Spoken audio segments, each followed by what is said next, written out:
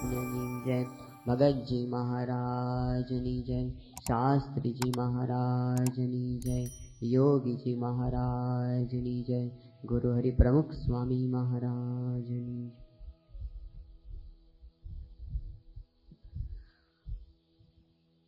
चतुर्थ अध्यायना प्रारंभની અંદર શ્રી કૃષ્ણ ભગવાન જ્ઞાન કર્મ સંન્યાસ યોગની વાત કરતા કરતા સાથે સાથે ભગવાનના અવતારની વાત કરવા માંડે છે. ચોથા અધ્યાયના પ્રારંભની અંદર શ્રી કૃષ્ણ ભગવાન પોતે કહે છે કે આ જે જ્ઞાન યોગની હું તને વાત કરું છું એ વાત મેં સૌથી પહેલા વિવસ્વાનને શીખવાડી હતી. વિવસ્વાન એટલે સૂર્ય. ત્યાર પછી વિવસ્વાને પોતે એ વાત મનુને શીખવાડી.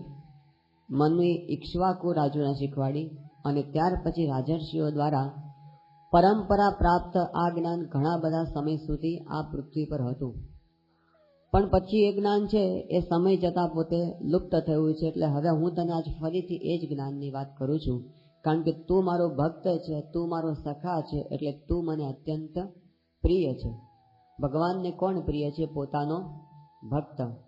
બીજા જગતની અંદર ગમે એવા બુદ્ધિશાળી હોય પણ જો એની અંદર ભક્તિ ન હોય તો ભગવાનને કાંઈ એ વાલા હોતા નથી. ભગવાન પોતે ઉપરના આકારથી ક્યારેય પ્રસન્ન નથી થતા કે પોતે ભક્તને હેત નથી કરતા.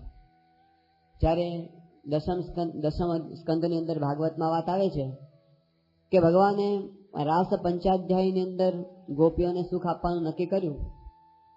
એ વખતે ભગવાનની વાંસળીનો નાદ સાંભળીને બધી ગોપીઓ પોતાના ઘરકામ છોડીને અડધી રાતે શ્રી કૃષ્ણ ભગવાનની પાસે આવી ગઈ. ત્યારે શ્રી કૃષ્ણ ભગવાન એમને કીધું તમે બધા અત્યારે તમારા ઘરે પાછા જાઓ, પણ ગોપીઓ કે જે દિવસથી તમારા ચરણનો સ્પર્શ કર્યો છે તે દિવસથી જગતના સુખ અમને ખારા ઝેર જેવા થઈ ગયા છે, માટે કૃપા કરીને પાછા ના મોકલશો. અને ભગવાન એમની ભક્તિ જોઈ અને એમની સાથે એ વખતે વનની અંદર ભગવાને વિહાર કર્યો. એ વખતે ગોપીઓના મનમાં એવો અહંકાર આવ્યો કે જોયું અમે પણ કૃષ્ણને મનાવી લીધા. એ ના પાડતા હતા પણ અમે છે ને એને મનાવી લીધા. અને જેવો ગોપીઓના મનમાં અહંકાર આવ્યો એ ભગવાન પોતે અદ્રશ્ય થઈ ગયા. ગોપીઓના મંડળમાંથી દેખાતા જ અદ્રશ્ય થઈ ગયા અને બધી ગોપીઓ વિલાપ કરવા માંડી. ગોપિકા ગીત તરીકે એમનો વિરહ છે ભાગવતની અંદર પ્રસિદ્ધ છે.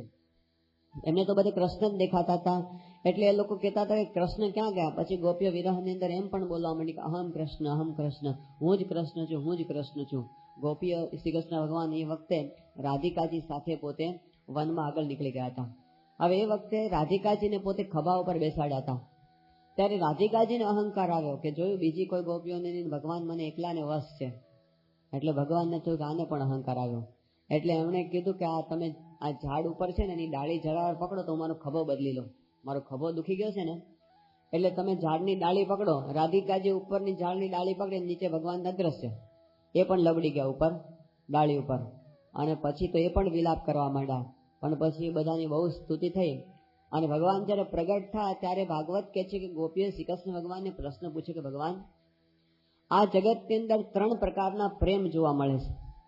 કેટલાકની અંદર એવો છે કે જે પ્રેમ કેવો છે કે જે ભજે ને એની સામા ભજે.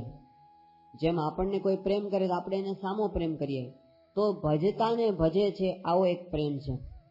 બીજો પ્રેમ એવો છે કે એની અંદર ભજે કે ન ભજે છતાં પણ ભજવામાં આવે છે. જે માતાનો પ્રેમ છે એ બાળકની પ્રત્યે હોય જ છે. બાળક કદાચ એ કઈ પોતાનો પ્રેમ બતાવે કે ન બતાવે, નિરપેક્ષ પ્રેમ છે માતાનો. તો કોઈ પ્રેમ ન કરે તો પણ પ્રેમ કર્યા કરે, બીજા પ્રકારનો પ્રેમ. ત્રીજા પ્રકારનો એવો છે કે કોઈ કદાચ પ્રેમ બતાવે કે કોઈ પ્રેમ ન બતાવે, પણ તટસ્થ ભાવની અંદર, એવું યોગીઓ છે, સંન્યાસીઓ છે, આવા ભાવની અંદર રહેતા હોય છે કે કોઈ કદાચ એના પ્રત્યે પ્રેમ બતાવે કે કોઈ તિરસ્કાર કરે, એ પોતે સ્થિર દશાની અંદર રહેતા હોય છે. તો 3 પ્રકારના પ્રેમની અંદર તમારો પ્રેમ કયા પ્રકારનો છે? એ વખતે શ્રી કૃષ્ણ કહે છે કે 3માંથી એકેય પ્રકારનો પ્રેમ મારો નથી. મારો તો ચોથા પ્રકારનો પ્રેમ છે. એ કયો પ્રેમ? ગોપીઓને એ વખતે શ્રી કૃષ્ણ ભગવાન કહે છે કે હું તો બધાની અંદર મારા દર્શન કરું છું. હું બધાની અંદર ભગવાનના દર્શન કરું છું. એટલા માટે બધાને આત્મા રૂપે જોઈએ અને હું બધાને પ્રેમ કરું છું. આ બ્રહ્મ દ્રષ્ટિ સાથે ભગવાન બધાને જુએ છે. તો ભગવાનની અંદર કોઈ પ્રકારના ભેદ નથી હોતા કે મોટો છે ને નાનો છે. ભેદ ખાલી એટલો જ પડે છે કે આપણા અંતરનો ભાવ હોય ને એટલો આપણે પ્રેમનો અનુભવ કરી શકીએ. ભગવાન જ્યારે મનુષ્ય રૂપ ધારણ કરીને પૃથ્વી પર પધારે ત્યારે પછી એ પોતે સ્થૂળ ભેદને ક્યારેય જોતા નથી.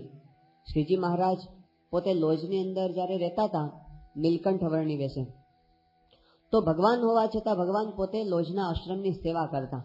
એમને સેવાની આપણને રીત બતાવી. તો શ્રીજી મહારાજ રોજ સવારે છાણા વીણવા માટે જાય. હવે એ વખતે લોજ ગામની જે ભરવાડન બાઈઓ હતી એ પણ રોજ છાણ લેવા માટે આવે. હવે શ્રીજી મહારાજ નીલકંઠ વર્ણી એને સરજુદાસ બધા કહેતા. તો સરજુદાસની વચ્ચે અને પેલી બહેનોની વચ્ચે કાયમ સ્પર્ધા થાય. જે પેલા જાય ને છાણ બધું ઉપાડીને લઈ આવે. એટલે પછી નીલકંઠ વર્ણી સરજુદાસ જરા વધારે વહેલા જાય તો પેલી બાઈઓ હતી ગામની એ વધારે વહેલી જાય. એમ કરતા કરતા પછી તો બધા કેટલા બધા વહેલા જાય. એટલે પછી શું કરવા માંડ્યા કે જે વહેલા જઈને પેલું એક સાઠીકડું ભરાવી દે ને એની માલિકીનો પોદળો થઈ ગયો. એટલે મહારાજ પોતે વહેલા જઈને સાઠીકડું ભરાવી દે કે આ મારી માલિકીનો. એટલે પછી પેલા બહેનો પેના કરતા વહેલા આવીને પેલું સાઠીકડું ભરાવી દે. પછી તો શ્રીજી મહારાજ કામ નહીં ચાલે.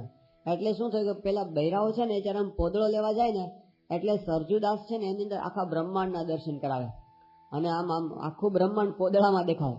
એટલે પેલા બહેનો છે ને ભડકીને ભાગે અને એ દૂર જાય એટલે સરજુદાસ પોતે પોદળો ઉપાડી લે. હવે આવી રીતે નીલકંઠ વર્ણી કેટલા બધા સમય સુધી પેલા બહેનોને પોદળાની અંદર બ્રહ્માંડના દર્શન કરાવેલા. શેના માટે? એક પોદળો પ્રાપ્ત કરવા માટે. હવે જો ભગવાનને ખાલી મોટા મોટાને સત્સંગ કરાવી દેવો હોય અને મોટા મોટાને ખેંચી લેવા હોય તો ઇંગ્લેન્ડની રાણીને પોદળામાં દર્શન કરવા જોઈએ ને. આવી ભરવાડોને શું દર્શન કરાવે? આમ એને શું મળવાનું છે? પણ એ એવા બહારના ભેદને જોતા નથી ભગવાન. ભગવાન તો પોતે બધાને સમદ્રષ્ટિએ જુએ છે. તો આ ભગવાનની રીતિ છે. એ પોતે આમ મહારાજે તો પેલા માછલાને સમાધિ કરાવીશ અને શ્રીજી મહારાજે તો પશુ પક્ષીઓને પણ સમાધિ કરાવીશ. દેવતાઓને પણ દુર્લભ એવી સમાધિનું સુખ શ્રીજી મહારાજે સામાન્ય પશુ પક્ષીઓને આપ્યું. પણ એ વખતે આમ સર જોન માલ્કમને કે પછી ઈરાનના શાહને કે ઇંગ્લેન્ડના રાજાને આ બધું સુખ આપ્યું હોત તો એ સત્સંગી થઈ જાત. પણ મહારાજને પરચા બતાવીને ખેંચી લેવા કે આ મોટો માણસ છે ને આપણો બનાવી લેવો, એવું ભગવાનના મનમાં ભેદ હોતા નથી. એ તો આવા બધા ભેદોથી પર હોય છે. એટલે અહીં આગળ ભગવાન પોતે કહે છે કે ભક્તોથી મેં સખા ચેતી. જે ભક્તો છે ને એનું મારે કામ છે. મારે કઈ ઉપરના ભેદની અંદર કે ઉપરની મોટાઈની અંદર હું ક્યારેય જતો નથી. એ વાત જયારે ભગવાન કરે છે ત્યારે અર્જુનના મનમાં એક શંકા થાય છે. અર્જુન છે ને શ્રી કૃષ્ણને હજી મનુષ્યના સ્વરૂપમાં જુએ છે. એ આના ઉપરથી આપણને ખ્યાલ આવે. શ્રી કૃષ્ણ કહે છે, અરે અર્જુન પોતે કહે છે, અપરમ ભવતો જન્મ પરમ જન્મ વિવસ્વતઃ કથમે તદ્વિજાનીયામ ત્વમાદૌ પ્રોક્તવાનિતિ. કે ભગવાન તમારો જન્મ તો અપર છે એટલે કે હમણાંનો છે અને સૂર્યનો જન્મ છે ને તો પર છે એટલે ઘણા બધા સમય પહેલાનો છે. તો પછી તમે એમ કહો છો કે મેં સૂર્યને આ વાત કરી હતી, કેવી રીતે શક્ય બને? હજી અર્જુન છે ને શ્રી કૃષ્ણને આ સ્થૂળ મનુષ્ય દેહમાં દેખે છે. એટલે કે તમારો જન્મ તો હમણાં થયો છે. સૂર્ય તો પોતે લાખો વર્ષોથી તપે છે. એ વખતે શ્રી કૃષ્ણ ભગવાન અર્જુનને કહે છે કે અર્જુન તું સમજે છે એમ નથી. એ કહે છે બહુની મે વ્યતીતાની જન્માની તવ ચાર્જુન તાન્યહમ વેદ સર્વાણી નત્વમ વેત્થ પરમ તપ.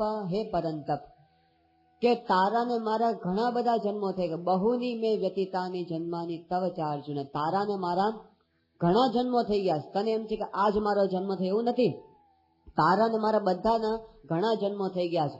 પણ છે ને તાની અહમ વેદ સર્વાણી, એ બધાની મને ખબર છે. નત્વમ વેત્થ પરમ તપ, તને એની ખબર નથી. તો આપણે આગલા જન્મનું જોઈ શકતા નથી. શ્રી કૃષ્ણ ભગવાન કહે છે કે બહુની મે વ્યતીતાની. અહીં આગળ અવતારવાદ હિન્દુ ધર્મનો પ્રગટ થાય છે કે ભગવાન પોતે બહુ અવતાર ધારણ કર્યા છે. કેટલાક લોકો એવું કહે છે કે ભગવાન તો 10 અવતાર ધારણ કરે છે. કેટલાક એવું કહે છે કે ભગવાન તો 24 અવતાર ધારણ કરે છે. પણ અહીં આગળ શ્રી કૃષ્ણ ભગવાન કહે છે કે ભગવાનને એવું કોઈ બંધન હોતું નથી કે 10 જ અવતાર ધારણ કરવા અથવા તો 24 જ અવતાર ધારણ કરવા. એવો ભેદ કે એવું બંધન ભગવાનને હોતું નથી. એ તો અનંત જન્મો ધારણ કરે છે. એટલા માટે ભગવાને અવતારની સંખ્યા ન ગણવાની. બહુની ઘણા બધા જન્મો તારાને મારા થયા છે, પણ હું તેને જાણું છું, તું ક્યારે જાણતો નથી. એમ કરીને ભગવાન કહે છે કે યદા યદા યદા હિ ધર્મસ્ય ગ્લાનિર્ભવતિ ભારત અભ્યુત્થાનમધર્મસ્ય તદાત્માનં સૃજામ્યહં પરિત્રાણાય સાધૂનાં વિનાશાય ચ દુષ્કૃતાં ધર્મ સંસ્થાપનાર્થાય સંભવામિ યુગે યુગે. 3 હેતુઓ બતાવ્યા છે ભગવાને પોતાના અવતારના, કે ધર્મ સંસ્થાપનાર્થાય, પછી બીજું કહે છે કે સાધુનામ પરિત્રાણાય, અને ત્રીજું કહે છે કે દુષ્કૃતા વિનાશાય, દુષ્ટજનોના વિનાશ માટે, ભક્તોના રક્ષણ માટે, ધર્મના સ્થાપન માટે ભગવાનના અવતાર પૃથ્વી પર થતા હોય છે. એમ કરીને કહે છે કે હું જે જન્મ ધારણ કરું છું તારા જેવો તારે સમજવાનો નથી. મારો જન્મ કેવો છે? જન્મ કર્મ ચ મે દિવ્યમ એવં યો વેત્તિ તત્વતઃ ત્યક્ત્વા દેહં પુનર્જન્મ નૈતિ મામેતિ સોર્જુન. મારો જે જન્મ છે અને મારા જે કઈ કર્મ છે એ બધા દિવ્ય છે, એ મનુષ્ય જેવા નથી. એને જે દિવ્ય જાણે છે પોતે દિવ્ય થઈ જાય છે. આ ટેકનિક છે, આધ્યાત્મિક માર્ગની આ કરામત છે કે ભગવાનને અને સંતને જો આપણે દિવ્ય જાણીએ તો આપણે પણ દિવ્ય થઈ જઈએ. આવી ટેકનિકની વાત શ્રી કૃષ્ણ ભગવાન અહીં આપણને સમજાવે છે. પણ આપણે એમને દિવ્ય જાણવા પડે. ભગવાન કૃપા કરીને મનુષ્ય જેવા થાય છે એની વાત આપણે ગઈકાલે સાંભળેલી. પણ મનુષ્યની પામરતા એવી છે ને કે એમણે ભગવાનને પોતાના જેવા કલ્પી લીધા, કે આ મારી જેમ જ પોતે ખાય છે, પીવે છે, બોલે છે, ચાલે છે, એટલે ભગવાન મારા જેવા જ છે. પણ એ ભગવાન ના પાડીશ કે ના, એમ સમજવાનું નથી. ભગવાન તો જુદા છે. જેમ સંતો દ્રષ્ટાંત આપે છે પેલું શ્રીજી મહારાજના વખતનું, કે મહારાજ પોતે કાઠિયાવાડમાંથી બધા ભક્તો સાથે ગુજરાતમાં પધારેલા, સભા કરીને બેઠા હતા, અને એ વખતે ત્યાં આગળ સભાની અંદર કોઈ રાયણની પ્રસાદી લઈને આવ્યું. હવે ગુજરાતનામાં રાયણ થાય, પણ કાઠિયાવાડના હરિભક્તો કોઈ દિવસ રાયણ જિંદગીમાં જોયેલી નહીં. તો મહારાજે બધાને કીધું કે આ સભામાં રાયણ વેચો. એટલે બધાને રાયણ સભામાં વેચવામાં આવી. મહારાજ કે હવે બધા જમી જાઓ. એટલે બધા ભક્તો છે ને રાયણ ખાવા માંડ્યા. હવે રાયણ ખાતા ખાતા પેલા બધા ભક્તો અંદરો અંદર વાત કરવા માંડ્યા કે મારી ગુજરાતની લીંબોળી ભારે મીઠી છે. એટલે આ વાત મહારાજ સાંભળી ગયા. મહારાજ કે શું વાત કરો છો? એમણે કીધું મહારાજ અહીંની લીંબોળી બહુ મીઠું છે. મહારાજ કે લીંબોળી ન કહેવાય, એને તો રાયણ કહેવાય. એટલે પેલા હરિભક્તો કે મહારાજ બરાબર છે, આ બાજુની ભાષામાં એને રાયણ કહેતા હશે, અમારી ભાષામાં અમે એને લીંબોળી કહીએ છીએ. મહારાજ કે ભાષાનો ભેદ નથી, આખું ફળ જ જુદું છે. રાયણમાં કેટલી મીઠાશ છે, કોઈની લીંબોળીમાં આવી મીઠાશ હોય? પેલા હરિભક્ત કે મહારાજ એ તો અહીંની ભો ફેર છે, અને જમીનમાં પાણી સારું એટલે સારી લાગે છે મીઠાશ, બાકી છે તો લીંબોળી જ. મહારાજ કે એવું નથી, લીંબોળી અને રાયણનું બીજ જુદું, એની આખી જાત જુદી. પછી બધા હરિભક્તોને સમજાવે કે આ લીંબોળી છે ને લીમડામાંથી થાય, અને રાયણનું ઝાડ બીજા ઝાડમાંથી થાય. અને હરિભક્તોને સમજાયું. એ વખતે મહારાજે કીધું કે ભગવાન અને સંત એ બધા પણ લાગે છે મનુષ્ય જેવા, પણ એ મનુષ્ય નથી. એ લીંબોળી સમજીને આપણે એમનો સ્વાદ લઈએ છીએ, પણ સમજવાનું શું, એમની જાત આખી નોખી છે, એ આખી જુદી જાત છે. તો અહીંયા આગળ એમ કહે છે કે જન્મ અને કર્મ ભગવાનના છે ને એ દિવ્ય છે, એ આપણા જેવા સમજવાના નથી. પણ જે મનુષ્ય છે એ બધાની પામરતા આ છે. ભગવાનનું એક નામ છે નટવર. નટવર એટલે શ્રેષ્ઠ નટ. નટ એટલે એક્ટર. જે સારામાં સારી એક્ટિંગ કરી શકે ને એને ભગવાન કહેવાય. આખી દુનિયાનો એક્ટિંગનો સારામાં સારો એવોર્ડ જો કોઈને આપવો હોય ને તો એ ભગવાનને આપવા જેવો છે. કારણ કે એમના જેવી મનુષ્ય ભાવની એક્ટિંગ બીજા કોઈ કરી શકતા નથી. કોઈને ખબર જ ન પડવા દે એટલી હદ સુધી મનુષ્ય ભાવની એક્ટિંગ ભગવાન પોતે કરતા હોય છે. તો ભગવાન એ મનુષ્યની એક્ટિંગ કરે છે, અને આપણે બધા ભૂલા પડી જઈએ. આપણને થાય કે આ તો મનુષ્ય જ છે. શ્રીજી મહારાજે વચનામૃતની અંદર એક દ્રષ્ટાંત આપ્યું કે એકવાર એક રાજાની પાસે એક નટ ગયો, અને નટે જેને વાત એવી કરી કે હું તો પોતે એક યોદ્ધા છું, કુશળ યોદ્ધા, અને અત્યારે આ સ્વર્ગની અંદર દેવતાઓ અને દાનવોનું એક બહુ મોટું યુદ્ધ ચાલુ થયું છે, અને મને દેવતાઓએ આમંત્રણ આપ્યું છે કે તું અમારા તરફથી લડવા માટે આવ. તો અત્યારે મારે ઉપર લડવા માટે જવું પડશે, પણ મારી પત્ની છે ને એને મારે ક્યાં રાખવી એ પ્રશ્ન છે. તો તમે થોડા દિવસ માટે મારી પત્નીને તમારા મહેલની અંદર સાચવો. રાજે કીધું કઈ વાંધો નહીં, તારી પત્નીને મૂકીને જા, તારે જવું હોય તો. એને મૂકી ગયો, અને પછી આખી રાજસભાની બધા દર્શન કરતા હતા. એ જ વખતે આકાશમાંથી એક દોરડું આવ્યું, અને નટ છે ને સડસડાટ દોરડા ઉપર ચડી ગયો અને પાછું દોરડું ઉપર ખેંચાઈ ગયું. આકાશમાં નટ અદ્રશ્ય થઈ ગયો.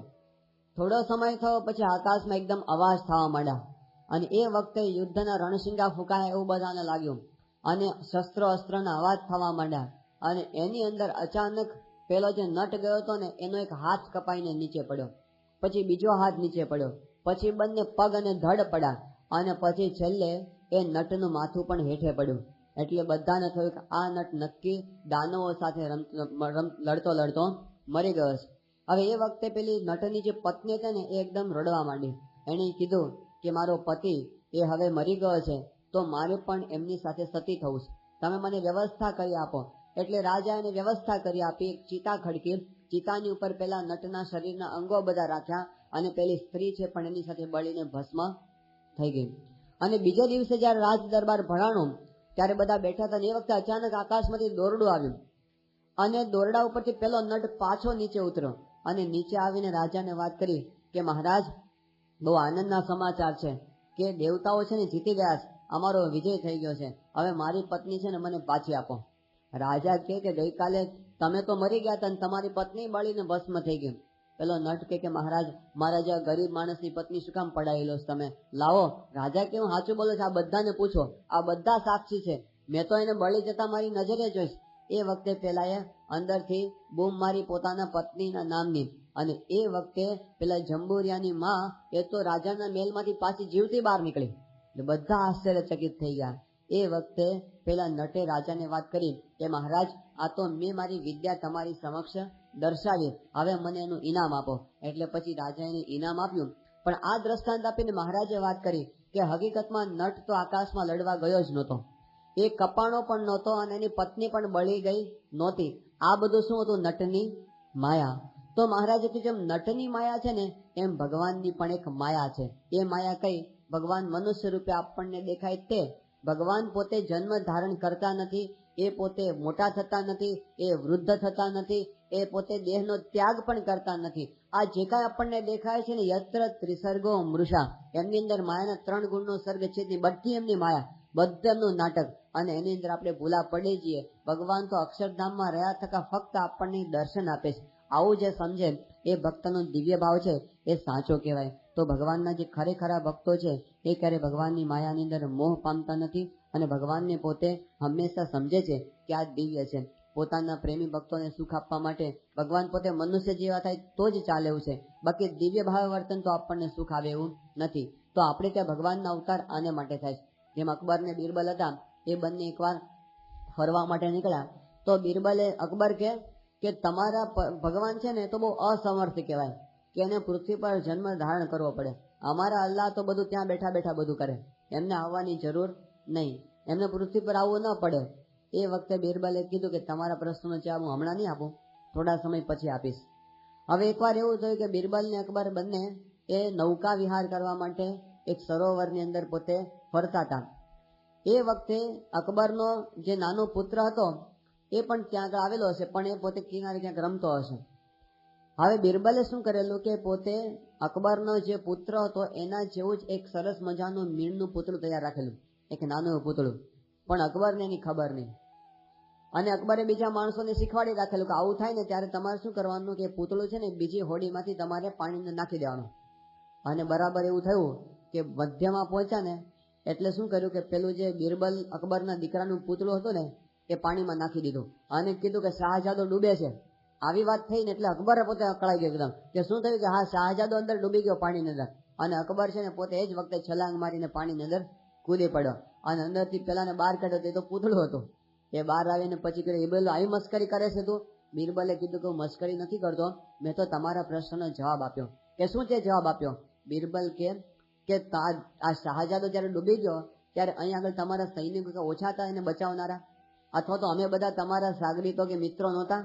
પણ તમે છતાં પોતે શું કામ કૂદી પડ્યા? કારણ કે તમને શાહજાદો એટલો બધો વાલો છે ને કે તમને કોઈને હુકમ આપવા માટે ઉભા રહ્યા નહીં, તમે જાતે કૂદી પડ્યા.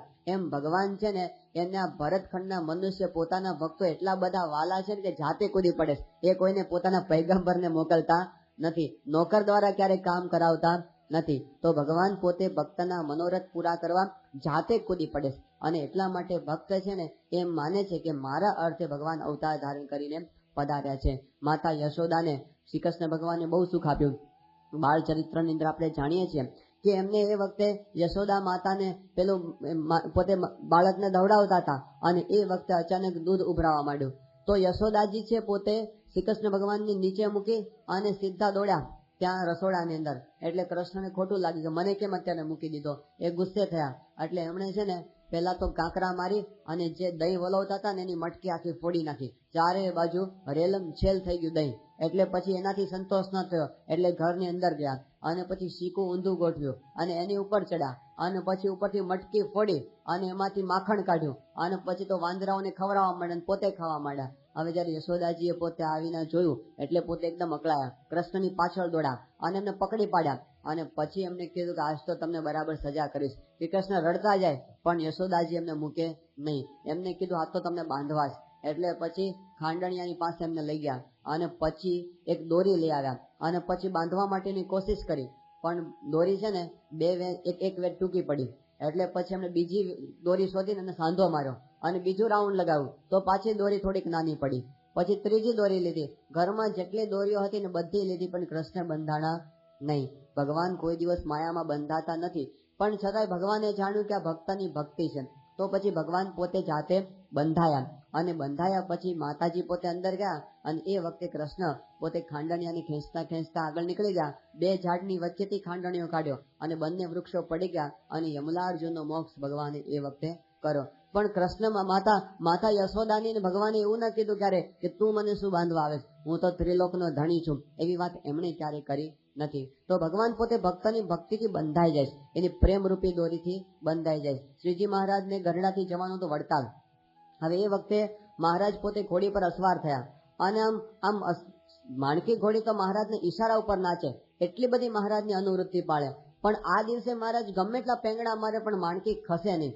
મહારાજ નથી આવું કેમ થાય છે, માણકી ખસતી કેમ નથી? બહુ પ્રયત્ન કર્યો છતાં પણ ખસે નહીં. પછી મહારાજને ખબર પડી કે પ્રશ્ન કંઈક જુદો છે, કે લાડુબા અને જીવબાની રજા લેવાની હજી બાકી છે. તો મહારાજ એમની પાસે ગયા. લાડુબા અને જીવબા બંને માણકીને વિનંતી કરી હતી કે અમારી લાજ તું રાખજે, મહારાજ મળવા ના આવે ત્યાં સુધી જઈશ નહીં. અને ભક્તની ભાવના માણકી સમજી ગઈ હતી તો એ નથી જાતી દરબારમાંથી ઘોડી.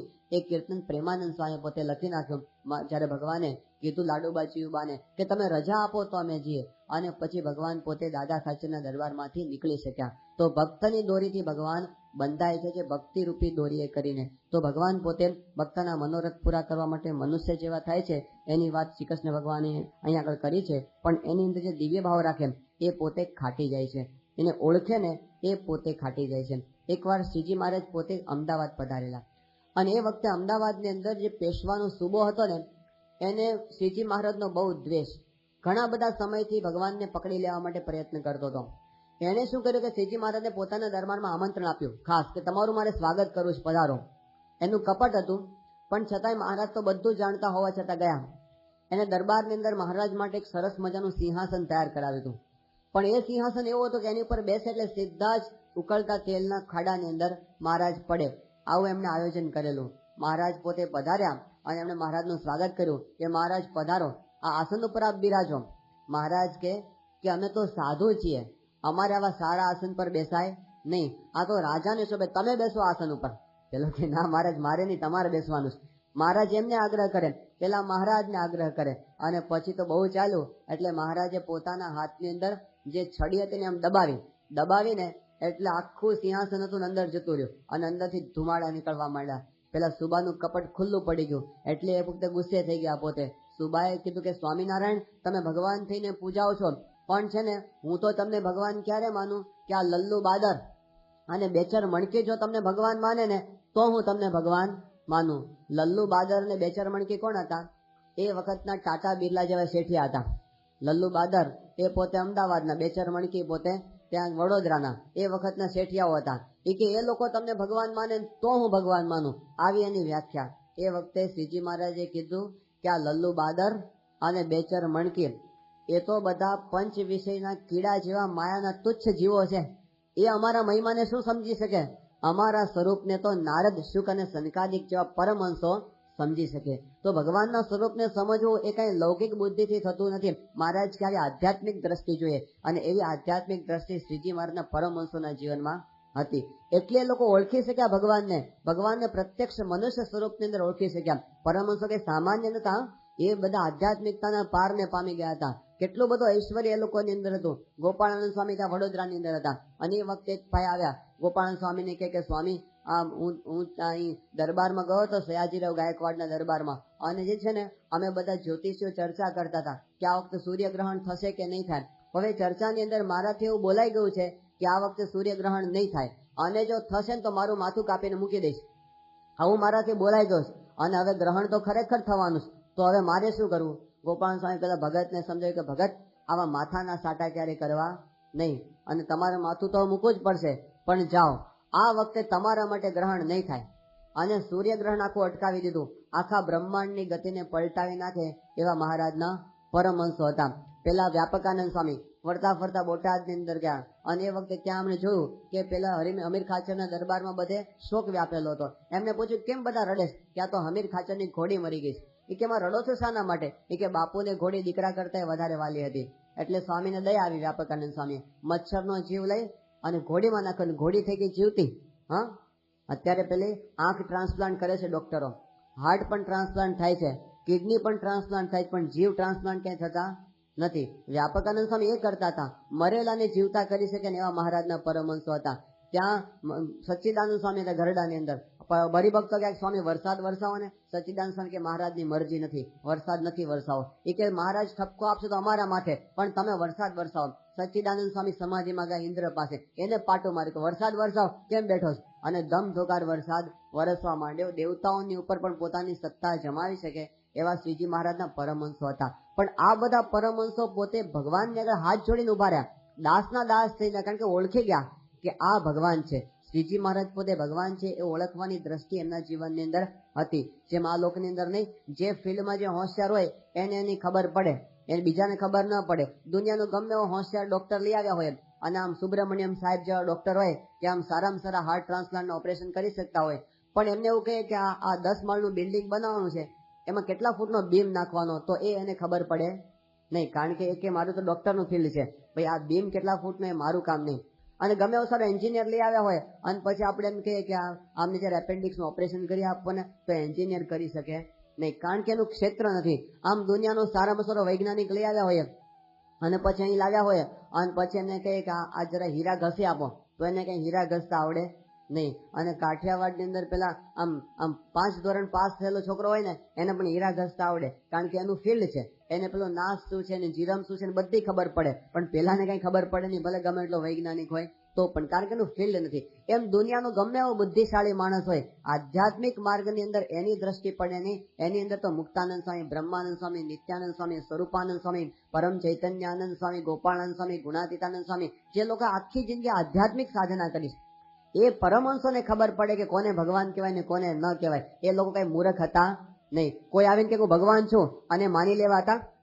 સિદ્ધાંતની બાબતમાં જો કોઈ લોચો મારે ને તો એની જીભ ખેંચી લેવા પરમહંસો હતા. નિત્યાનંદ સ્વામી એટલે મહાવિદ્વાન, 11 વર્ષની ઉંમરે તમામ શાસ્ત્રોનો અભ્યાસ કરી ચુક્યા હતા, અને આખા ગુજરાતમાં એની સામે શાસ્ત્રાર્થમાં ઉભો રહી શકે એવો કોઈ એ વખતે આમ વિદ્વાન હતો નહીં. એ ગાડામાં જાય, પાછળ 7 ગાડામાં પુસ્તકો આવે, અને ભાગે કોકને ખબર પડે નિત્યાનંદ સ્વામી શાસ્ત્રાર્થ માટે આવે, બધા વિદ્વાનો ઊભી પૂછડીએ ભાગે. આટલા સમર્થ વિદ્વાન સાધુતા સંપન્ન આ પરમહંસો હતા. પણ શ્રીજી મહારાજની આંગળીના ઈશારે કઠપુતળીની જેમ એ લોકો નાચ્યા, અને મહારાજની ભક્તિ કેવી કરી. શ્રીજી મહારાજની મૂર્તિના હજારો પદો એ લોકોએ બનાવ્યા. શ્રીજી મહારાજની મૂર્તિના, પ્રગટ મૂર્તિના અત્યાર સુધી ઘણા બધા ભક્ત કવિઓ થયા છે, પણ ભગવાનને સામે જોતા જોતા કીર્તન બનાવ્યા હોય એવા તો કેવળ સ્વામિનારાયણના પરમહંસો. શ્રીજી મહારાજના પરમહંસોએ મહારાજની આંખના કીર્તનો બનાવ્યા, શ્રીજી મહારાજની આંખની પાપણના કીર્તનો બનાવ્યા, શ્રીજી મહારાજની મૂર્તિની અંદર એની પાઘના કીર્તનો, શ્રીજી મહારાજની પાઘના છોગાના કીર્તનો બનાવ્યા, શ્રીજી મહારાજની નાસિકાના કીર્તનો, શ્રીજી મહારાજની હાસ્યના કીર્તનો, શ્રીજી મહારાજની ચાલના કીર્તનો. ક્યાં સુધી એમને મહારાજની મૂર્તિનું વર્ણન કર્યું, શ્રીજી મહારાજના અંગના એક એક તલનું વર્ણન એમને કરેલું છે. અને એનાથી આગળ વધીને મહારાજના મુખારવિંદની અંદર જે દંત પંક્તિ હતી, એ દંત પંક્તિમાં જમણી બાજુએ નીચેની બાજુ આવેલી પહેલી દાઢના મૂળની અંદર કાળું ચિહ્ન છે, આટલું સૂક્ષ્મ ભક્તિપૂર્વક એ લોકોએ વર્ણન કરેલું છે. આવું વર્ણન ભક્તિપૂર્વક ભક્તિ વિના થઈ શકે નહીં. બાકી આજ ઘણા બધા ફિલ્મના એક્ટરો રૂપાળા હોય છે, પણ કઈ કોઈની મૂર્તિનું કીર્તન ન બને કે તમારી મૂર્તિ વિના મારા નાથ રે બીજું મને આપશોમાં. એ એમને ખાલી આકર્ષણ હોય, લૌકિક આકર્ષણ છે. ભક્તિ વિના આવો ભાવ ક્યારે પેદા થઈ શકે નહીં. હજારો પદો એ લોકોએ મૂર્તિના બનાવે છે, તેમને ક્યારે તૃપ્તિ થઈ નથી. પ્રગટ ભગવાનની મૂર્તિને રસ બસ થઈ ગયા હતા, એની અંદર જોડાઈ ગયા હતા. તો પ્રગટ ભગવાનને ભક્તો ઓળખી શકે, આવા સમર્થ પરમહંસો છે એ ઓળખી શકે. એમને મહારાજને ઓળખ્યા ને આપણને ઓળખાવ્યા કે આ સાક્ષાત પુરુષોત્તમ નારાયણ છે. તો ભગવદ ગીતા આપણને સમજાવે છે કે બહુને મે વ્યતીતાની જન્માની તવ ચાર્જુન, એમણે તો બહુ જન્મ ધારણ કર્યા, પણ આપણી બુદ્ધિ એની અંદર પહોંચી શકે એમ નથી. એટલે કે છે તાન્યહમ વેદ સર્વાણી નત્વમ વેત્થ પરમ તપ. અને ભગવાન કહે છે કે કેવી રીતે જાણી શકાય અને આપણે કેવી રીતે દિવ્ય બની શકીએ. તો ભગવાન પોતે કહે છે કે એના માટે તો જ્ઞાન રૂપી તપની જરૂર પડે. આપણે બીજું બધું તપ કરીએ, ગઈકાલે ઘણા બધા ઉપવાસ કર્યો છે, ઘણા બધા શ્રાવણ માસના એકટાણા પોતે કર્યા હશે, પણ આ તપથી કઈ જ્ઞાન રૂપી તપ વિના ભગવાનને વશ કરી શકાતા. આ તપથી ભગવાનની પ્રસન્નતા થાય. આપણે સ્થૂળ તપ કરીએ છીએ ને એનાથી ભગવાનની પ્રસન્નતા થાય, પરંતુ આપણે સાચા અર્થની અંદર ભગવાનને જાણવા હોય તો એના માટે ભાગવત ગીતા પોતે વાત કરે છે કે આપણે જ્ઞાન રૂપી તપની જરૂર પડે છે. તો એવું તપ એ આપણે કરવાનું છે. ભગવાન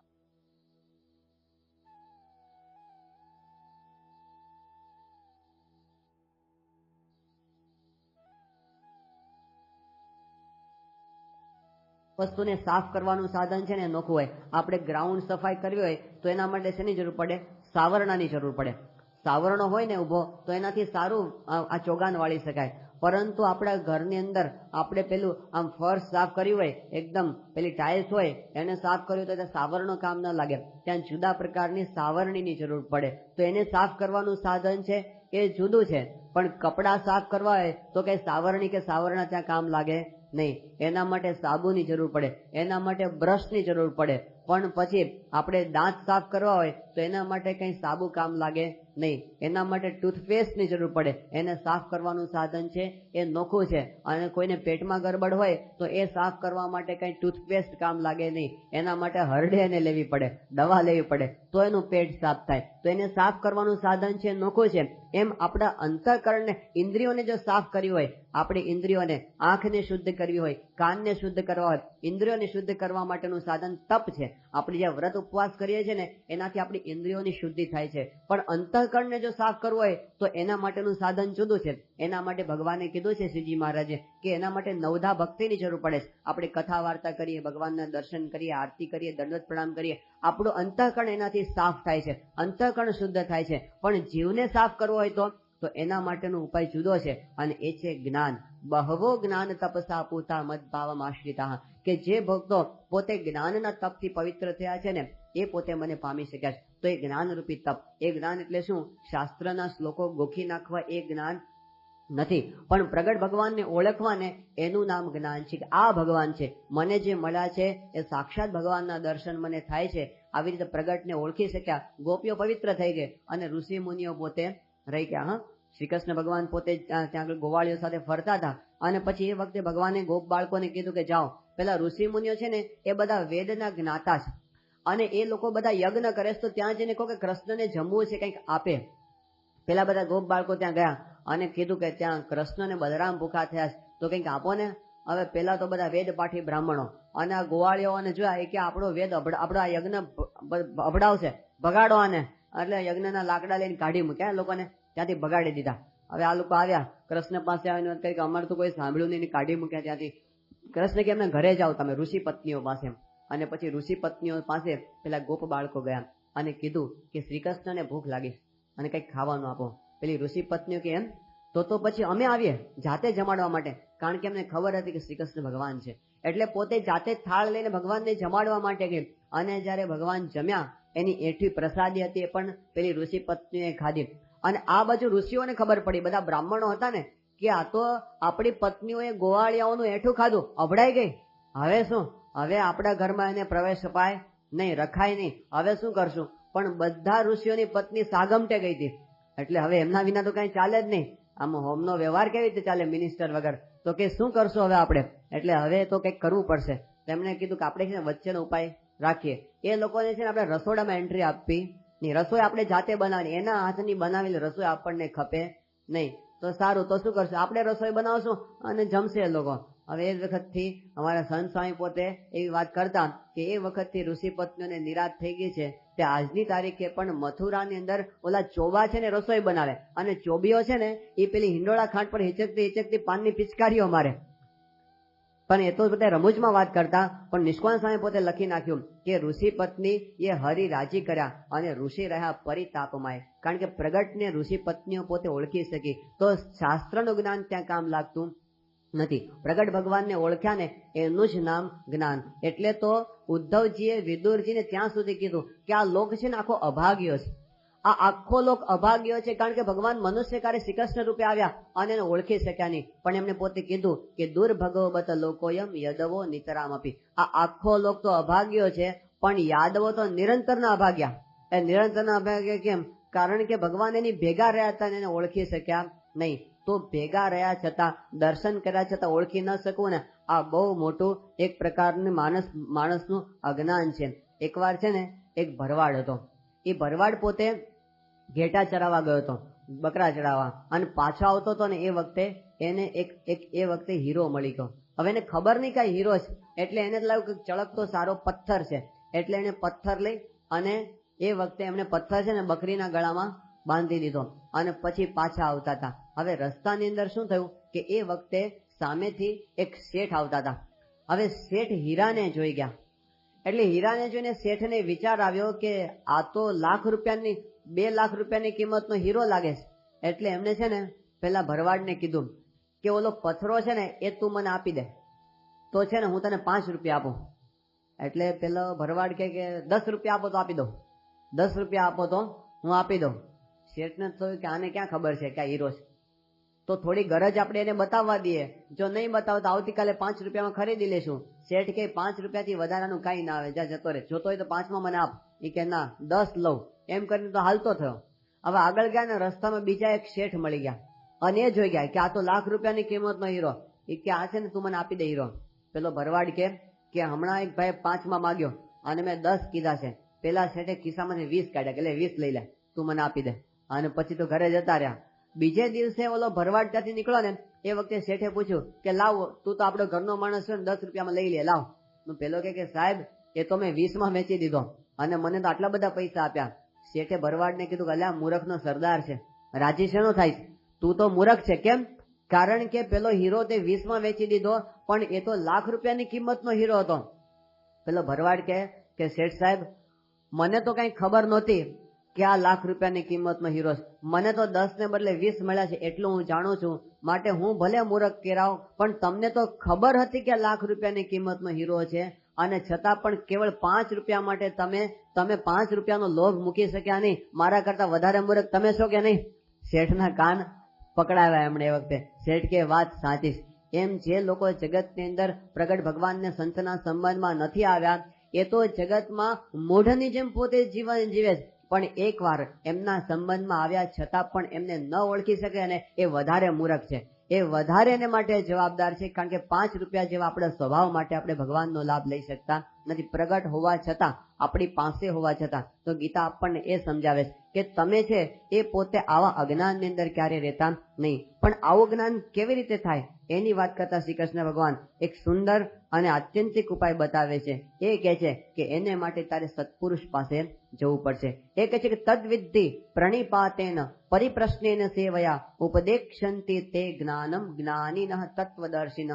આ જ્ઞાન જો તારે સિદ્ધ કરવું પડશે થશે ને તો કઈ એકલા શાસ્ત્રો વાંચવાથી જ્ઞાન સિદ્ધ થશે નહીં. એના માટે એવા સત્પુરુષની પાસે જવું પડશે કે જેના જીવનની અંદર આવું જ્ઞાન છે. આપણા જીવનની અંદર જે કઈ આધ્યાત્મિક સિદ્ધિ પ્રાપ્ત કરવી છે એના માટે ગુરુ વિના કામ ચાલે એમ નથી, એવું આપણા બધા જ શાસ્ત્રો બતાવે છે, તમામ શાસ્ત્રો. એટલે એની અંદર એ જ કીધું, ગીતા આપણને આ બતાવે છે, ભાગવત પણ આ જ વાત કરે છે કે પ્રસંગમચરમ પાશમ આત્મનઃ કવયો વિદુઃ સ એવ સાધુષુ કૃતો મોક્ષ દ્વારમ અપાવૃતમ. સત્પુરુષ વિના તને મોક્ષની સિદ્ધિ નહીં થાય, ભાગવત ધર્મની સિદ્ધિ નહીં થાય. તુલસીદાસે કહી દીધું કે રામ મિલન કે કારણ જો તો ભયા ઉદાસ તુલસી શોધી લે સંગત સંત કી રામ ચિનો કે પાસ, કે તારે જો રામ શોધવા હોય તો સંતને શોધી લે, કારણ કે મેં પણ હનુમાનજીને પકડે ત્યારે મને રામની પ્રાપ્તિ થઈ. આવું તુલસીદાસજી પોતે કહે. કવિ મંસૂર થઈ ગયા, એમણે વાત કરી કે અગર હૈ શौक मिलने का तो हरदम लव लगाता जा, जलाकर खुद नुमाई को बसम तन पर लगाता जा, मुसल्ला छोड़ तस्बीह तोड़ किताबे डाल पानी में, पकड़ दस्तू फिरस्तों का गुलाम उनका कहाता जा. બીજા બધા સાધન છોડી દે, સંતને પકડી લે અને તારું કામ છે ને એ સિદ્ધ થઈ જશે. તો આપણા શાસ્ત્રમાં વારંવાર જે સંતનો મહિમા કહેવામાં આવ્યો છે એનું કારણ આ, સંત વિના ભગવાનની પ્રાપ્તિ થતી નથી. એક વખત એક જગ્યાએ તો એવું થયું કે પૃથ્વીને અહંકાર થઈ ગયો કે મારા કરતા કોઈ મોટું નથી, કારણ કે આ પર્વતો, આ બિલ્ડિંગો, આ ફેક્ટરીઓ બધું મારા આધારે છે, હું બધા જીવ પ્રાણી માત્રનો આધાર છું. એટલે પૃથ્વીએ કીધું, પૃથ્વી કહે મેં સબસે બડી. પણ તરત પ્રશ્ન આવ્યો કે તો ક્યું શેષ કે સિર પે ખડી, તારે એનો આધાર છે. શેષ કહે મેં સબસે બડા તો ક્યું શંકર કે ગલે में पड़ा, શંકર કહે મેં સબસે બડા તો ક્યું હિમાલય में खड़ा, આ તો હિમાલય મોટો થઈ ગયો. હિમાલય કહે મેં સબસે બડા તો ક્યો રાવણ કે હાથો સે ખડભડા, રાવણે આખા હિમાલયને હલાવી દીધો તો રાવણ મોટો થઈ ગયો. રાવણ કહે મેં સબસે બડા તો ક્યું વાલી કી બગલ में પડા, એને 6 મહિના સુધી દબાવી રાખ્યો હતો વાલીએ રાવણને પણ. વાલી કહે મેં સબસે બડા તો ક્યો રામ કે હાથો સે મરા, અને છેલ્લે બહુ સુંદર વાત કરે છે કે રામ કહે મેં સબસે બડા તો ક્યો સંત કે હૃદય में પડા. ભગવાન પણ સંતના હૃદયમાં રહે છે એટલે સંતને મોટા કીધા. વાસ્તવમાં તો ભગવાન કરતા મોટું આ જગતમાં બીજું કોઈ જ નથી, સંત પણ નહીં, ભગવાન જ મોટા છે. પરંતુ આપણને એટલા માટે સંતને મોટા કરીને બતાવ્યા, સંત દ્વારા ભગવાનની પ્રાપ્તિ થાય છે. એટલે કીધું કે ગુરુ ગોવિંદ દોનો ખડે, કિસકો લાગુ પાય, કોને પગે લાગુ, ગુરુ પણ છે ગોવિંદ છે. બલિહારી ગુરુ દેવકી જિસને ગોવિંદ દિયો બતાય, કે ભગવાનને પગે લાગતા પેલા ગુરુને પગે લાગ, તો કારણ કે ભગવાનની પ્રાપ્તિ એને કરાવી. અને એનાથી આગળ વધીને કહે કે ગુરુને પગે લાગીશ ને તો ભગવાન જ રાજી થશે. કારણ કે આપણી પાસે એક જ ચોકલેટ હોય અને નાનો બાળક હોય અને પપ્પા પણ ઉભા હોય તો ચોકલેટ કોને આપવાની, બાળકને આપે તો પપ્પા રાજી થઈ જ જાય, એને ખબર છે કે મારો બાળક છે. એમ ભગવાનને છે ને સંત બહુ વાલા છે. તો સંતની જે સેવા કરીએ છીએ, ભક્તિ કરીએ છીએ, ભગવાન પોતાની માની લે છે અને એનાથી ભગવાન વધારે રાજી થાય છે. તો ગીતા આપણને કહે છે કે આવા સત્પુરુષ, એના દ્વારા આપણા જીવનની અંદર પ્રગતિ થઈ શકે છે. બાકી કેવળ વાતોથી પ્રગતિ ન થાય, કેવળ શાસ્ત્ર વાંચવાથી ન થાય. ગમે એટલી સારી કોલેજ હોય, એમાં ગમે એટલી સારી લેબોરેટરીઝ હોય, ગમે એટલા સારા ઇન્સ્ટ્રુમેન્ટ્સ હોય, ગમે એવા સારા ક્લાસરૂમ હોય, પણ એક સારો પ્રોફેસર ન હોય ને તો એ કોલેજ ગણાતી નથી. ગમે એટલી સારી હોસ્પિટલ હોય, એમાં સારામાં સારું ઓપરેશન થિયેટર હોય અને એમાં સરસ આઈસીયુ યુનિટ રાખવામાં આવેલું હોય, બધું જ એની અંદર, પરંતુ એની અંદર એક સારો ડોક્ટર ન હોય ને તો કોઈ હોસ્પિટલ પાસે જવાનું નથી. એમ જગતની અંદર ગમે એટલી સારી વ્યવસ્થા, સારો સંપ્રદાય આપણને ક્યાંક દેખાય અને એની અંદર આપણને સારી વ્યવસ્થા ને બધું દેખાય, પણ એ માળખાથી કઈ કલ્યાણ નથી થતું. આપણે ત્યાં જે કઈ દિવ્યતા દેખાય છે ને એના મૂળની અંદર સત્પુરુષ છે. એ સત્પુરુષના આધારે આખું માળખું વ્યવસ્થિત થાય છે. એક પુરુષ વ્યવસ્થિત તો આખી તંત્ર છે ને એ વ્યવસ્થિત. ગુણાતીતાન સ્વામી એમની વાતોમાં લખ્યું છે કે સંત જો વ્યવસ્થિત હોય તો સંતના આધારે મૂર્તિ પણ થાય, સંતના આધારે શાસ્ત્ર પણ થાય, સંતના આધારે તીર્થ પણ થાય. તો જે કાંઈ મંદિર, શાસ્ત્ર, મૂર્તિ બધાનું નિર્માણ સંત દ્વારા થાય અને સંત એ બધા મંદિરોનું નિર્માણ કરે છે. હમણાં ત્યાં લંડનની અંદર મંદિરનું નિર્માણ થયું માત્ર 2.5 વર્ષમાં. 2.5 વર્ષની અંદર બાપાના આદર્શ હરિભક્તો તૂટી પડ્યા અને ત્યાં આગળ જે મંદિર થયું પણ 2 વર્ષની અંદર તો આખા વિશ્વની અંદર પ્રસિદ્ધ થઈ ગયું અને Guinness book of world record એના નોંધ લેવા માંડી અને આખા જગતના પત્રકારો ત્યાં આગળ આવવા માંડ્યા. અને મોટામાં મોટો ફાયદો તો શું થયો કે ત્યાં લંડનની ભૂમિ પર જેટલા કઈ આપણા ભારતીય ભાઈઓ રહેતા હતા એ લોકોને ગૌરવ થયું કે અમે હિન્દુ છીએ. એ લોકો પોતાના ગૌરવને ભૂલી ગયા હતા. થોડા સમય પહેલા એક એવો પ્રસંગ બન્યો કે એક યુવાન એના પિતાની સાથે લંડન મંદિર આવ્યો. હવે એના પિતાશ્રી પોતે મંદિરના દર્શન કરવા જતા હતા, પેલો યુવાન પણ સાથે જતો હતો. એટલે આપણા જે ગાઈડ હતા એમને પૂછ્યું, પેલા જે યુવક હતા ને એમને પેલા ગાઈડે પૂછ્યું, એમને કીધું કે આ ભલા ભાઈ છે, તું અહીં જાય છે તો તમે શું ઇન્ડિયન છો, તમે ઇન્ડિયન છો? પેલો યુવાન કે નો, I am not an Indian, I am English. હું પૂછે હું છે ને એક ઇંગ્લિશ માણસ છું, હું અહીંનો બ્રિટનનો છું. એટલે પેલા કીધું કઈ વાંધો નહીં, તમે દર્શન કરવા માટે જાઓ.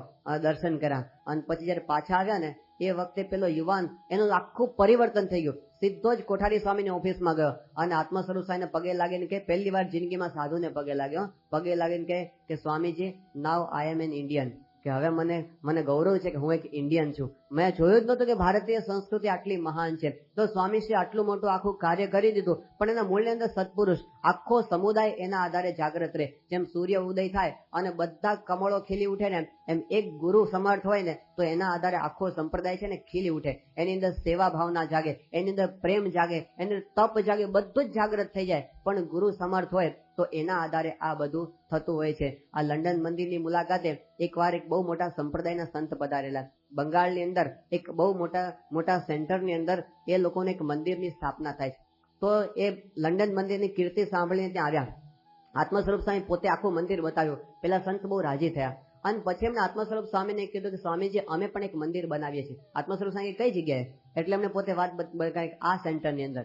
આત્મસ્વરૂપ સ્વામી કે તો ઘણા બધા વર્ષોથી બને છે, કારણ કે 1980ની સાલમાં અમારા સંતો બધા આખા ભારતની અંદર બધા મંદિરોની યાત્રાએ નીકળેલા કે આપણે ગાંધીનગરમાં અક્ષરધામ બનાવવું. તો સારામાં સારું આપણને પ્રેરણા મળે એટલા માટે બધે મંદિરો જોવા માટે નીકળેલા. અને એ વખતે તમારા મંદિરનું કામ ચાલુ થઈ ચૂક્યું હતું અને ઈશ્વરચંદ્ર સ્વામી બહુ રાજી થયા કે બહુ સારું મંદિર બને છે. એવી વાત પણ એમને અમદાવાદ આવીને કરેલી. પણ એને તો અત્યારે 20 વર્ષ થઈ ગયા અને હજી મંદિર ચાલે છે. કે હા સ્વામીજી, હજી મંદિરનું કામ ચાલે છે. એ વખતે આત્મસ્વરૂપ સ્વામીએ કીધું કે તમે આટલું બધું મોડું શું કામ કરો છો? તમારી પાસે પૈસા છે, તમારી સંસ્થા પાસે સારા બુદ્ધિશાળી માણસો છે અને અત્યારે તો ટેકનોલોજી એટલી બધી વિકાસ પામી છે કે બધું થઈ શકે. અમે આ 2 વર્ષમાં મંદિર કરી દીધું તો તમે ન કરી શકો? એ વખતે પેલા સંત હતા, મેં કીધું સ્વામીજી તમારી વાત સાચી છે. અમારી પાસે ટેકનોલોજી છે, અમારી પાસે બુદ્ધિશાળી માણસો પણ છે, અમારી પાસે પૈસા પણ છે, બધું જ છે, પણ અમારી પાસે પ્રમુખ સ્વામી મહારાજ નથી. એટલે આ ન થાય. એના માટે આવા સંતની જરૂર પડે. સત્પુરુષના આધારે આ બધું થાય છે. કેવળ પૈસાથી આ થઈ શકતું નથી. પૈસાથી સમર્પણ ભાવના જાગૃત કરી શકાતી નથી. અત્યારે આપણે જોઈએ કે કંઈક જગતની અંદર એક ભૂકંપ આવે, એક દુષ્કાળનું કામ થાય કે એક કંઈક રેલ આવી જાય અને સ્વામીશ્રીના આધારે સંતો અને યુવકો હરિભક્તો પોતાની જાન હથેલી મારીને કૂદી પડે છે. એનું કારણ સત્પુરુષ છે. બાકી આપણે કઈ એવી સમર્પણ ભણવા અંદરથી જાગૃત કરેલી નથી. સત્પુરુષના આશ્રય કરીને બધા પરિવર્તન થઈ જતા હોય. ઓરિસ્સાની અંદર વાવાઝોડું થઈ ગયું અને એ વખતે ત્યાં આગળ સ્વામીશ્રી કલકત્તાના સંતોને કીધું કે તમારે જવાનું છે. હવે ક્યાં જવાનું કોઈને ખબર નહીં. ગુજરાતમાં તો આપણી બધી ઓળખાણો છે, ઓરિસ્સામાં તો ભાષા જુદી, માણસો જુદા, સ્વામિનારાયણ શું છે કોઈના નામની ખબર નહીં. અને 2 સંતો સીધા જઈને પડ્યા અને પછી ત્યાંની ઓળખાણો નવી કરી અને ત્યાંથી કલકત્તાથી બધી ટ્રકોની ટ્રકો ભરીને સામાન મોકલતો કર્યો. એ સંતો 6 મહિના સુધી અજાણા ગામની અંદર પડ્યા રહ્યા. ત્યાં આગળ સ્કૂલની અંદર પડી રહેવાનું અને એવી ઝૂંપડી કે કેટલીક વખત તો રાતે સૂતા હોય, સવારે ઉઠે ત્યારે બાજુમાં સાપ આટા મારતા હોય. આવી પરિસ્થિતિની અંદર સંતો જાન હથેલી મારીને ત્યાં રહ્યા. પણ એક જ વસ્તુ કે સ્વામી બાપાનો આદેશ છે એટલે કુરબાન થઈ જવું, સમર્પિત થઈ જવું. તો એક સત્પુરુષ છે ને એ આપણું આખું જીવન પરિવર્તન કરી શકતા હોય છે. And institution is a lengthen shadow of its leader. કે કોઈ સંસ્થા છે ને એ એના લીડરનો એક શેડો છે, એનો એક પડછાયો છે. એમ આખી સંસ્થા છે ને એ પ્રમુખ સ્વામી મહારાજનો પડછાયો છે. ત્યાં તળાજાની અંદર એક હરિભક્ત છે, એમનું નામ છે રીશુભા બાપુ, રીશુભા સરકાર. એ સરકાર કેવા પેરેલલ સરકાર ચાલે. ગવર્મેન્ટની સાથે એમની પોતાની સરકાર જુદી ચાલે. આખા ગામમાં સરકાર બાપુ જ કહેવાય. અને સરકાર બાપુનો વટ એવો, એનું વચન કોઈ ઉથામી શકે નહીં. એક કે એમ જ થાય. એકવાર બાપુ દારૂ પીને ચાલ્યા જતા હતા અને રસ્તામાં એક ટાયર પડેલું જોયું, સાયકલનું ટાયર. અને બાપુને વિચાર આવ્યો કે આ તો નાગ દેવતા છે. અને એમણે કીધું, જાહેરાત કરી કે આ નાગ દેવતાની આપણે સ્મશાન યાત્રા કાઢવીશ અને એમનું અગ્નિદાહ આપણે દેવો.